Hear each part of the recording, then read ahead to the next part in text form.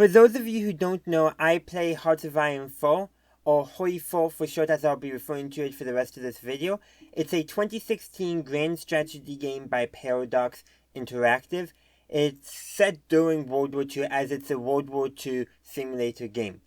But there's one feature that us players constantly don't understand, and I'm not even sure if the developers actually understand it, that being ideology. Ideologies in-game, quote, are difficult to change and affect under what circumstances a country can perform certain actions and what happens to occupied territory, unquote. And that is quoted from the official Paradox wiki for Hearts of Iron 4.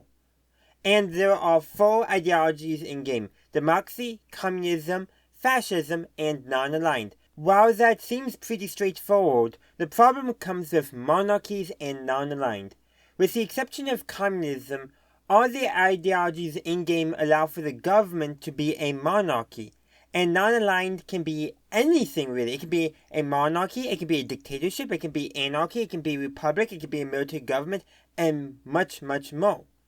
But let's remember, this is a World War II game at its core, and the ideologies are supposed to represent the faction of war a country sides with. Democracy is the Western Allies.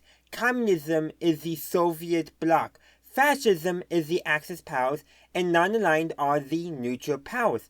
But this breaks down, as there are plenty of nations in-game that start with democracy, but in a historical game, they never joined the Allies, even if they did so in real life. Plus, you have countries like Switzerland, which remained neutral but in game start as democracies. And this is not even getting into the alternate history paths that Hearts of Iron 4 has kind of become known for, where a nation could be communist, but not aligned with the Soviet Union. And the Soviet Union may not even need to exist for them to be communist. Not to mention the mess that is non-aligned, where you can have non-aligned, sometimes joining factions to support one side or the other, sometimes not. And let's not even mention how sometimes there are democracies in-game that don't hold elections. Ultimately, what ideology represents is a nation's outlook for the global order. And if you look at it that way, things start making more sense. Democracy is the Western Allies who support the idea of self-determination.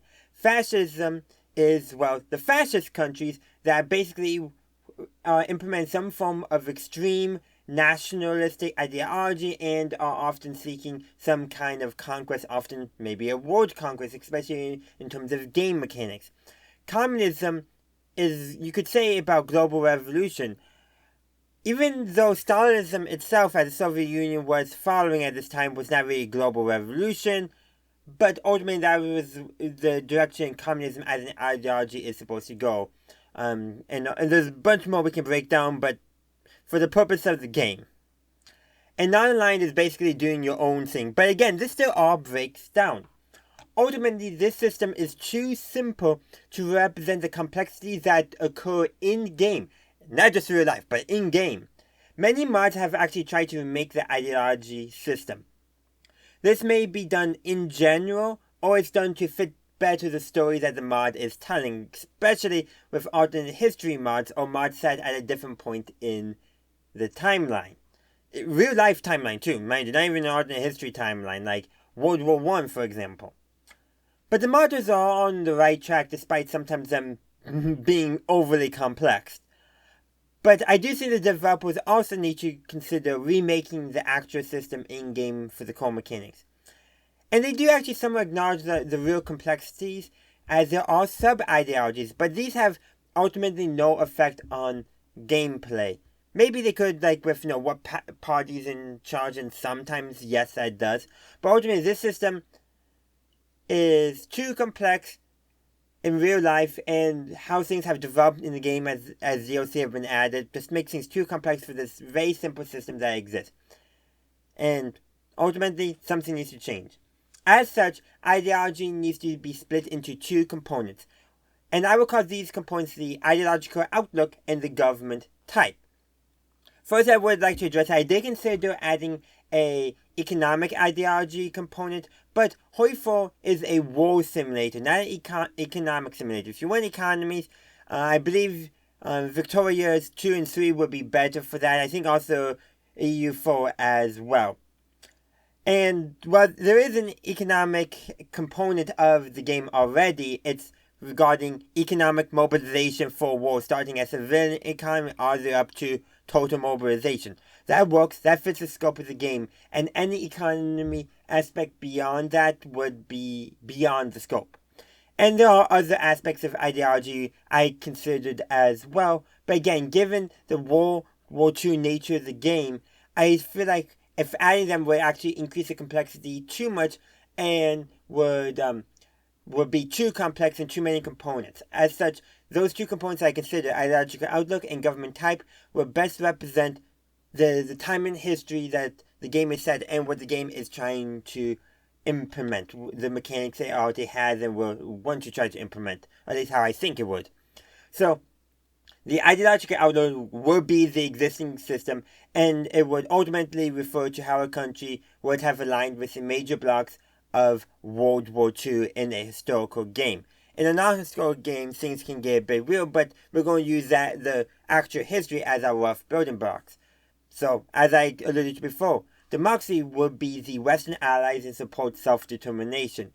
Communism would effectively be the Soviet bloc, with a basis in that communist ideology and ultimately a global revolution, even if the country is organized in such a way that they're fine with not actually supporting, or not necessarily supporting, but implementing global revolution, but not necessarily would reject a global revolution in terms of communism. Fascism will be the Axis powers, and non-aligned will be the neutral countries. And yes, Switzerland should start as non-aligned in the game, and plus a few others, and government type is how we're going to fix that. And also, in theory, like how the Western Allies and the Soviet Union, despite both being part of the Allied powers, the United Nations, they're given their own separate ideologies. And we could do the same for the European Axis powers and Japan. But at the level that historical realism that HOI4 has, which is a little bit but not much, such a difference would not need to be implemented and actually probably would detract from the core mechanics of the game. And as for government type, this is how to better represent how a country actually organizes itself domestically, not how it interacts on the world stage. So basically, domestic ideology versus international ideology, if you could take a look at how I'm splitting this stuff up. And I will also say that what kind of government type a country has, so how it chooses to organize itself, would inform what ideological outlooks it is allowed to adopt. Though potentially, again, this is all more just spitballing on the top of my head.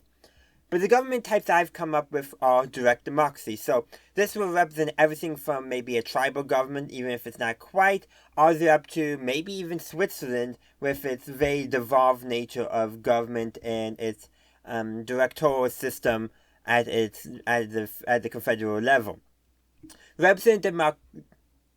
I was about to say representative democracy. No, representative republic. So this would be things like the United States, Mexico, France, all that. So people elect representatives who actually run the government. Pretty standard.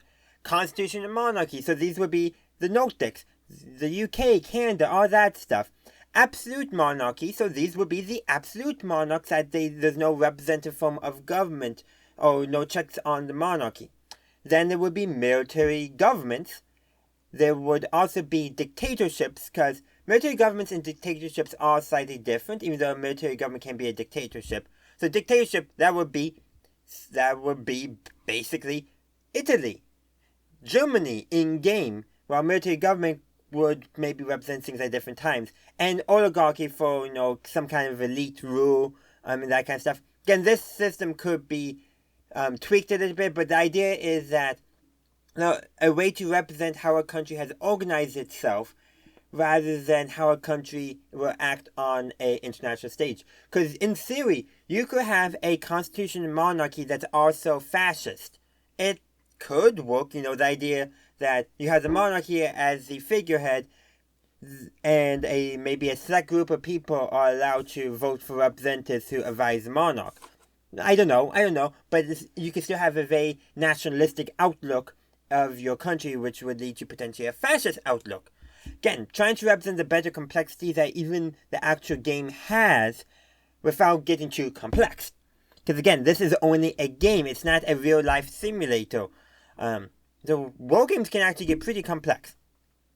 But ultimately, the main thing I'm suggesting here is that with Hearts of Iron 4, how a country behaves on the global stage and how it organizes itself internally need to be better represented in the ideological system in such a way that it doesn't increase complexity too much for the player. I'm looking at some games that have really some mods, I should say, that have some really complex ideological systems, but also without making things so simple that it makes it like, okay, you have anarchist Spain and absolute monarchy Portugal in the same faction, fight allies. I really don't think that can happen, or should happen, I should say. And the same thing, like how you saw in maybe a theocracy example. That's kind of the oligarchy that kind of catch off for that kind of stuff. But again, things you try to represent the actual complexity that is in the base game with DLCs has become more complex as they've added DLCs. And ultimately, the system as created does not really work as well as it used to, because non-aligned has become the catch-all for everything that's not a democracy or constitutional monarchy or a military government or fascist government. It's become the catch-all and has, I think, hooked the game in some fashion. I've tried modding Hearts of Iron 4. I'm not good at it. If anyone wants to actually implement this mod, all I ask is that you credit me. If the developers want to take it, go ahead. Just say that you were inspired by the fandom. That's all I care about. Maybe give me a shout out. I don't care. But modders, I definitely do want you to acknowledge me. The developers, please acknowledge me. I will hope so. They're probably never going to see it. But these are just my ramblings. I'll try to actually maybe stream more Hearts of Iron 4 on my channel for just chatting and all that, or maybe something else. I don't know.